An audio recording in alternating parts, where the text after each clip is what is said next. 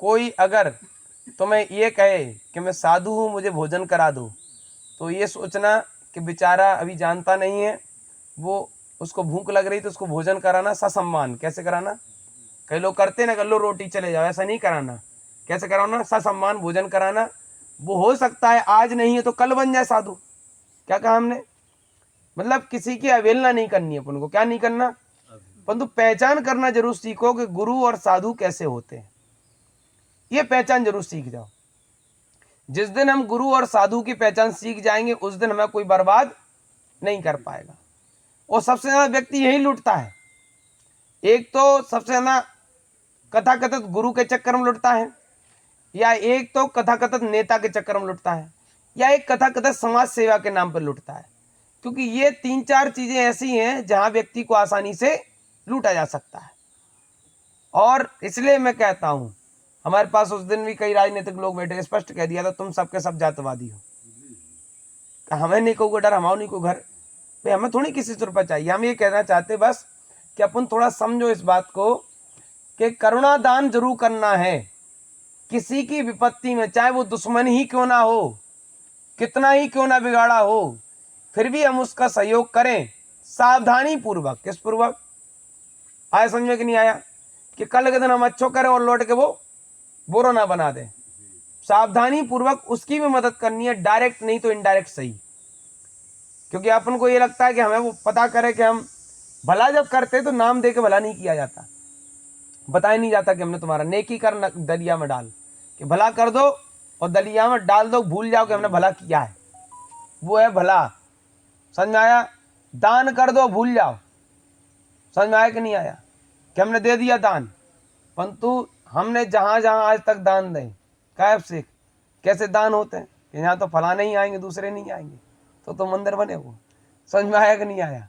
तो वे दान नहीं कहलाएंगे, वो दान नहीं है, वो धन संग्रह है। क्या है? धन संग्रह हो रहा है, वो दान नहीं हो रहा है वहां पर। ये चीजें और ध्यान रखना। और आज तक बर्बादी की, फालतू की आबादी की, यही होता रहा और कुछ नहीं आया। इसलिए हम आप लोगों से कहते हैं कि इस संसार में आपको दुखी आप ही करते हो, आपको सुखी आप ही करोगे। क्या कहा हमने? आया समझ में कि नहीं आया? कौन करेगा दुखी? बताओ नाटा है? चुप चुप के गुटका खा के? नहीं गुरु भाई, छोड़ दो उतना। पक्का? पक्का। तन तन? बिल्कुल नहीं। 100%? बिल्कुल नहीं। आपके एक की शिकायत मिल जाए तो बिल्कुल आप। तो देखा था, हम अकेले तुम्हारी नहीं बोल रहे, जितने लोग हैं वे यही तो कर रहे हैं। गुटखा, तम्बाकू, बीड़ी, सिगरेट, जिसने पिया वो नहीं बना ग्रेट। समझ आई कि नहीं आई?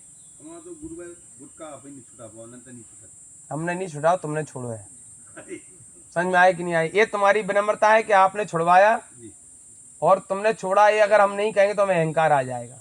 हकीकत में हमने नहीं छुड़वाओ, ये तो बात अलग है। हम निमित्त बन गए। क्या बन गए? निमित्त बने। हमारे हम करता धरता नहीं है, ये हमारे सुख का कारण है। हम करता धरता है, ये हमारे दुख का कारण है। क्या कहा हमने? हम करता धरता है, ये हमारे दुख का कारण है। हम करता धरता नहीं है, ये हमारे सुख का कारण है। आगे समझ में? इससे बड़ा सूत्र दुनिया में कोई दूसरा नहीं है। हनुमान जी को अपन ने अपना धंधा चलाने के लिए बंदर बना दो तो सोचो अपन अपने भगवान को बदनाम कर रहे कि नहीं कर रहे? और अपन क्या करेंगे? इससे निर्लज्जता और इसलिए गिरे हुए हरकत क्या होगी कि अपन ऐसी कहानियों के चक्कर में पड़ गए कि मूल धारा को भूल ही गए। हनुमान जी परम तेजस्वी, परम ज्ञानवान, परम बलवान, परम सौंदर्य के धारी। किसके? इतना सौंदर्य कि अगर सूर्य देखे तो शर्म आ जाए। चंद्र नहीं, सूर्य। मतलब कितना तेज होगा सूर्य की भी चमक फीबी। मतलब एक अतिशयोक्ति अलंकार के द्वारा बोल रहे हैं हम। ऐसा हमने देखा नहीं है। मतलब कहते हैं भगवान की भक्ति में महिमा करते करते। इसलिए मैं कहता हूँ शिक्षा जरूरी है, शिक्षा बहुत जरूरी है, नहीं तो गड़बड़ घोटाला हो जाएगा। समझ में आ गई कि नहीं आ गई? ठीक है ना? तो गांव गांव शिक्षा पहुंचाना है, पाखंड को बताना है, सबको यही बताना है, अपने दुश्मनों को भी गले लगाना है। गुरुदेव एक क्वेश्चन। हाँ आत्मा अगर अमर है, हाँ, मरने के बाद में फिर कहाँ जाएगी? जहां उसके कर्म के योग में संयोग होगा वहां जाएगी। जिस प्रकार से स्फटिक मणि देखा है? नहीं। नहीं देखा, स्फटिक मणि नहीं देखी आप लोगों ने। चलो कांच देखा है, कांच, जी। कांच का कोई रंग होता है? परंतु कांच जिस अवस्था में पहुंच जाता है वैसा दिखने लगता है। अगर कांच के पीछे आप हरा बल्ब लगा दोगे तो कांच कैसा लगेगा? हरा। कांच के पीछे आप लाल बल्ब लगा दोगे तो कांच कैसा लगेगा? लाल।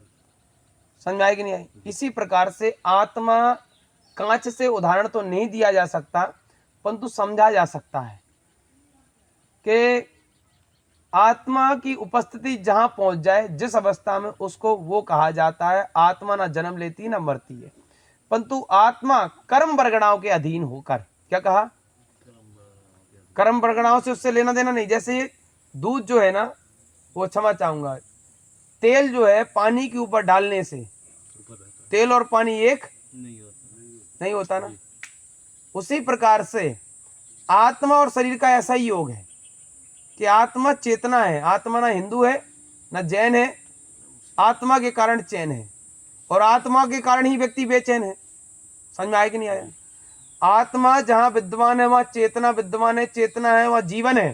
क्या है? और जीवन में सुख भी है, दुख भी है और 5 इंद्रियों के कारण है। किसके कारण है? 5 इंद्रियों के कारण। तो जिन्होंने अपने 5 इंद्रियों पर विजय प्राप्त कर ली, समझ में आ गई कि नहीं आ गई? तुम तो कर्ण इंद्रिय पर विजय प्राप्त नहीं कर पा रहे। जिनने अपनी 5 इंद्रिय पर विजय प्राप्त कर ली, वो व्यक्ति आत्मा और शरीर को भिन्न जानकर जन्मों जन्म के जंजाल से छुटकारा पाकर निराकार सिद्ध हो जाता है, जिसे शिव कहते हैं। क्या कहते हैं? शिव। जिस प्रकार से पानी बरसता है, क्या करता है? बरसता है। वर्षा होती ना पानी की। कहां से वर्षा होती है? पता है क्या आप लोगों को? वर्षा कहां से होती है? किसने कहा बादल से वर्षा होती है? कहां से वर्षा होती है? बादल से। गलत फहमी में हो। वर्षा कहां से होती है? समुद्र से होती है। समुद्र से तो आता है। बता रहा है माँ साहब, एक पतीली में पानी उबाली, ऊपर ढक के रख दियो, पानी नीचे से ऊपर पहुंच जाए, वापस से सुनो सुनो सुनो सुनो सुनो, पेड़ कहां से उगता है? जमीन से। बीज से। बीज से उगता है कि जमीन से उगता है? परंतु दिख तो तुम्हें जमीन से रहा है। तो बादल कहां से बरसता है? कहां से बरसता है? वर्षा बादल से नहीं होती, बादल बरसता है। और सुन लो हमारी पहले बात कि फव्वारा देखा? फव्वारा, सावर, बाथरूम बनाए कभी सावर में? वर्षा होती है उससे? कहां से होती है? उससे हो रही कि टंकी से हो रही? टंकी से। बताओ। मूल में जाओ। किस में जाओ तो समझ में आएगा।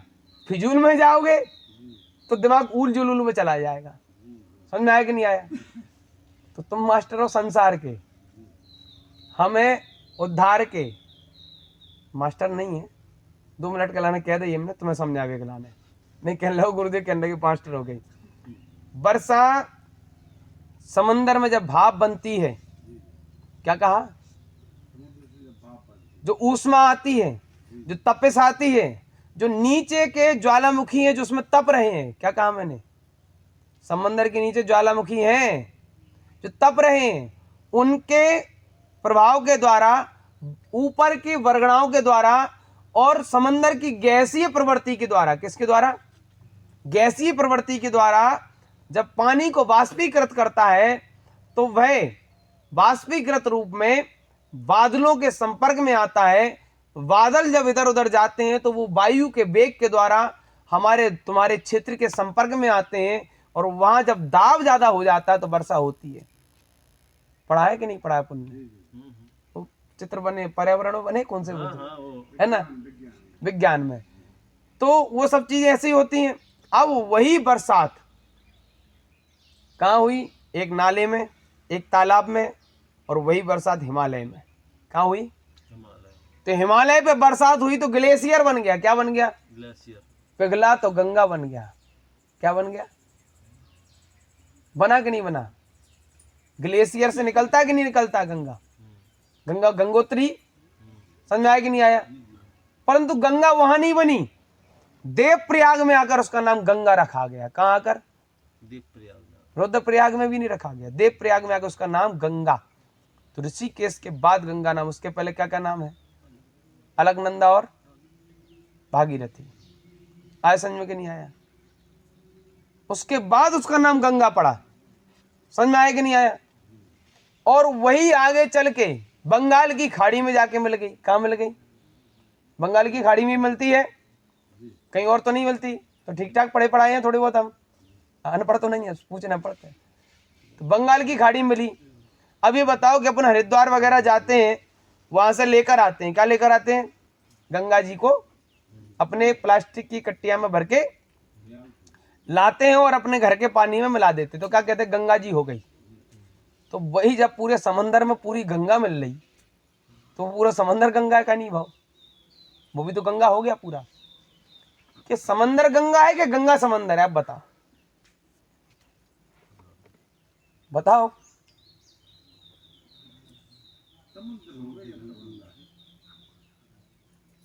फिर तो तुम्हारी मान्यता है कि वो गंगा जहां मिल जाती वो समंदर भी गंगा हो गया। फिर तो मान्यता छूट जाएगी अपनी। अब बताओ,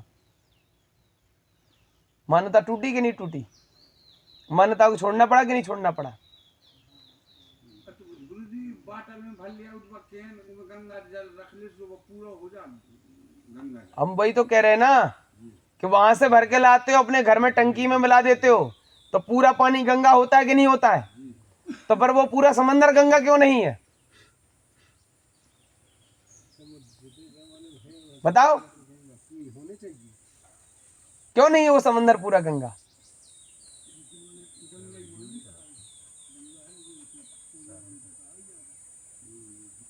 अरे बताओ ना। जब वो पूरा गंगा का पानी समंदर में मिल रहा है जाके बंगाल की खाड़ी में, तो क्या वो अशुद्ध हो गई वहां जाकर? मान्यताओं को कहीं ना कहीं छोड़ना पड़ेगा। जब तक मान्यता को नहीं छोड़ोगे तब तक कोई नया सृजन नहीं कर सकते। नया सृजन नहीं हो सकता तब तक।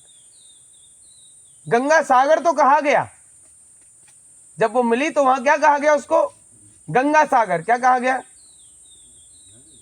ओहो, क्या समस्या आ गई? क्या मास्टर साहब, क्या दिक्कत हो रही? क्या समस्या हो रही तुमको? लक्ष्मी में लगेगी सर, तो ये बालक से कहीं के लिए धन नहीं जा। यार लक्ष्मी नहीं तो सब बिगाड़ खाता करो है, यहाँ भी बिगाड़ खाता कर रहे तुम। समझ में आया कि नहीं आया? तो गंगा हमारी मान्यता के अनुसार अगर देखा जाए तो यहाँ जो जल नाले में है वो भी समंदर है। समझेगी? समझे? इसी प्रकार से आत्मा विभक्त होती है, कर्म के स्वरूप में जब जागृत आती है, अंततः अपनी शुद्धि करने के बाद जहां से आई वहां जाना ही उसका पूर्ण मार्ग है। तो पता करो कि हमारा घर कौन सा? हमारा घर 84 लाख योनियां नहीं है। इस 84 लाख योनि, अब क्या हुआ कि वो बरसात हुई, समंदर से आकर वो गंगा अपनी कहेंगे बांधों में बांट दी। पुण्य किस में बांट दी? बांध में बांट दी। वही गंगा बांध में बांट के फिर अपन उसको और तालाबों तक ले गए, नहरों द्वारा खेतों तक ले गए। समझ में आ रहा है कि नहीं आ रहा है? फिर तो उस गंगा जल से हो रहे खेत, फिर तो वो अन्न कितना पवित्र होगा।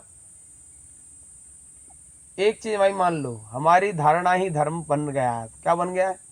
आपकी धारणा ही धर्म बन गया है। जबकि धारणा धर्म नहीं है। धारणा एक विचार है और विचार को तुमने धर्म मान रखा है, और यही सबसे बड़ी गलती कर रखी है। इसी कारण से लड़ाइयां होती हैं, इसी कारण से झगड़े होते हैं, इसी कारण से हम अगले पिछड़े होते हैं। समझ में आया कि नहीं आया? जिस दिन धारणाएं बदलेंगी उस दिन धर्म समझ में आएगा। धारणा धर्म नहीं है, धारणा तो सिर्फ परिस्थिति के द्वारा उत्पन्न हुआ विचार है। समझ में आया कि नहीं आया? इसको समझो। आत्मा जन्म नहीं लेती, आत्मा नहीं मरती। उस आत्मा की उपस्थिति में किए गए कर्मों के कारण आत्मा को दोष लगता है। आत्मा तो सदा निर्दोष है। आया समझ में थोड़ा बहुत के नहीं? आत्मा सदा निर्दोष है, आत्मा को कोई दोष नहीं है। परंतु तुम बीड़ी पियो तो कहे आत्मा को हमको दोष नहीं है, वो तो शरीर को दोष है। ये मूर्खता है। इस विवेक को जानना ही हमारे लिए धर्म और विवेक अविवेक की बात है। और अब आप सोच लो कि आप हिंदू, जैन, बौद्ध, सिख, ईसाई, मुस्लिम, पारसी, यहूदी, लिंगायत ये सब बने बैठे हो तो आप कभी कल्याण नहीं कर सकते।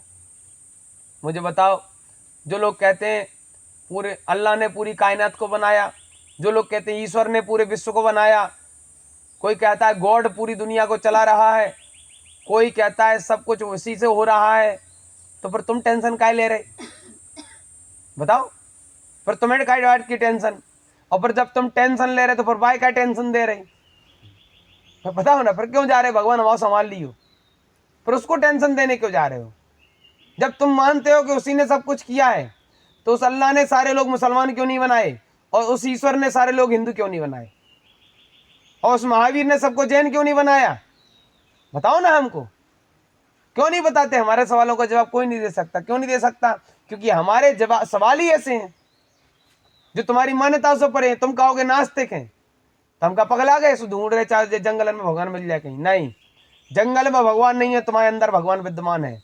इसलिए मैंने कहा था, काष्ठ मध्य यथा वेणी दुग्ध मुक्ते यथा घृतम देह मध्य यथा शिवम। जिस प्रकार से काष्ठ के मध्य में बहनी अर्थात अग्नि विराजमान है, उसी प्रकार से दुग्ध के मध्य में घृत विराजमान है, और देह के मध्य में शिव विराजमान है। वो तपस्या से और त्याग से ही सामने आएगा। गुरु जी इससे पहले क्या बोला आपने? दुग्ध काष्ठ मध्य यथा वहिनी दुग्ध मध्य यथा घृतम। घृतम यानी घृत माने घी। देह मध्य यथा शिवम, काष्ठ के मध्य में बहिनी अर्थात अग्नि, और दुग्ध के मध्य में घृत अर्थात घी, और देह के मध्य में शिव। शिवम यानी कि निराकार आत्मा, उसका कोई आकार नहीं है। अब सुनो, बताओ बेटा, माताओं आप लोग दही जमाते हो, मथानी किया आप लोगों ने, तो घी को आप दूध बना सकते हो दोबारा से? समझना तुम्हारे सवाल का जवाब। परंतु दूध के अंदर घी था कि नहीं था? तभी तो निकला। परंतु दोबारा आप उसको, परंतु कैसे निकला? उसको फाड़ा गया, उसको मथानी में डाला गया। ऐसे मत दो बेचारे को, वो चिल्लाने लगा कि हमें छोड़ दो छोड़ दो। आप कह रहे नहीं छोड़ेंगे, ऐसे कैसे छोड़ देंगे? फिर उसमें से नैनू निकाली गई। नैनू बोलते हैं, क्या बोलते इधर? नैनू निकाली गई। तो नैनू निकाला, नैनू को लेने के बाद भी संतुष्टि नहीं हुई। उनने क्या करो, मजा नहीं आ रहा। अभी बोले क्या किया जाए? बोले कटोरा लाया जाए, तपेला लाया जाए, उसमें डाला जाए, नीचे आग लगाई जाए। अब नैनू चिल्लाया, भैया हमें तो छोड़ दो, हमें बहुत कुछ पौष्टिक हमें भी है। बोले अभी तुम शुद्ध नहीं हुए, अभी और शुद्ध होना है। इसी प्रकार से समय दर समय परिवर्तन होता रहेगा। आत्मा को इसी तरीके से मथा जाएगा, और जब आत्मा को जाएगा मथा, तब सामने आएगा यथा। यथा मतलब यथार्थ। जब तक अपनी शरीर को नहीं मथोगे, जब तक अपने शरीर का आप तपस्या नहीं करोगे, तपस्या का मतलब बाहर तपस्या नहीं है। नारायण श्री कृष्ण जी कहते हैं, भगवान महावीर स्वामी कहते हैं, बाहर की इंद्रियों का त्याग करना और अंदर उसी का ध्यान और चिंतन करना पाखंड है। क्या है? क्या लगाओ चिलम, भूलो गम, खेल खत्म, देव दम, कर रहे सितम, और कह रहे साक्षात परमेश्वर ही हम। नहीं, तुम्हारी चिलम ने तुम्हारी जिंदगी में चेतना को भुला दिया है। तो जो व्यक्ति नशा का सहारा लेकर साधना करता है, वो साधक नहीं कहलाता है। अरे उसने अपनी कंट्रोल नहीं कर पाया अपने शरीर पे। और आप लोगों की कोई गलती नहीं, कहानियां ही ऐसी सुनाई गई आप लोगों को शुरू से। कहानियां कभी सत्य नहीं होती, परिस्थितियों के आधार पर गढ़ी गई वो मान्यताएं होती हैं जो हमें दी जाती हैं। इसलिए कहानियों से बच के रहना।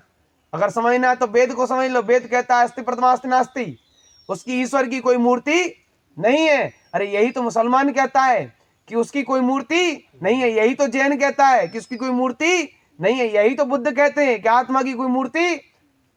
अब लड़ाई झगड़ा किस बात का? तो लड़ाई झगड़ा अपनी मान्यताओं का है। किसका है? अपनी परंपराओं का है। परंपराओं के नाम पे हत्याएं हुई हैं इस देश में, समझे भैया? हमने क्या कहा? परंपराओं के नाम पे हत्याएं हुई हैं। एक समय काल में जब इस देश में मुगल नहीं थे, कौन नहीं थे? जब इस देश में मुगल नहीं थे तब चार थे, शैव, वैष्णव, जैन और बौद्ध। कौन थे? शैव, वैष्णव, जैन और बौद्ध। हिंदू धर्म नाम नहीं था। वैष्णव संप्रदाय, शैव संप्रदाय, जैन और बौद्ध। एक वैदिक परंपरा, एक श्रवण परंपरा। श्रवण परंपरा के दो आधार, बुद्ध और जैन। वैदिक परंपरा के दो, शैव और वैष्णव। ये क्यों बांटे गए उस समय?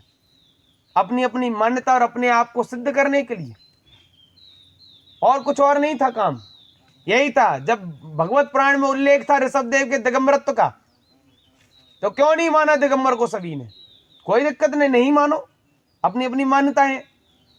जब ओम धौ शांति, अंतरिक्ष गुण शांति, रापा शांति, रौषधीय शांति, बृहस्पति शांति, शांति अरिष्ट नेमी आज भी पाठ करते हैं, तो नेमीनाथ और अष्ट ऋषभदेव को क्यों छोड़ दिया हमने? शांति पाठ में आज भी नाम आता है। तो ये कह दो तो गुरुजी जैन के हैं, हिंदू के हैं, बेचैन के नहीं, चैन के हैं। इसलिए हम आप लोगों से कहते हैं कि जो साधक आपको मत जाति मत संप्रदायों में लड़ाता है वो आपको बहकाता है। भगवान राम के चारित्र को जानो, उनने जीवन पर्यंत संघर्ष किया, एक मिनट किसी से नहीं कहा कि हमारा सहयोग कर दो। माँ सीता कभी नहीं कही कि ये क्या है, बिल्कुल इन्होंने कहा जो है सो है, तय तो तय। महावीर स्वामी 12 साल जंगलों में, कहीं पेड़ लगे, कहीं झाड़ी लगी, कहीं कुछ रहे, सहते रहे, किसी से कुछ नहीं गए। तब सबरे बनिया घर पे बैठे थे, कोई नहीं गया। जैसे ही उनको ज्ञान की प्राप्ति हुई, सबरे दौड़े उनके पीछे।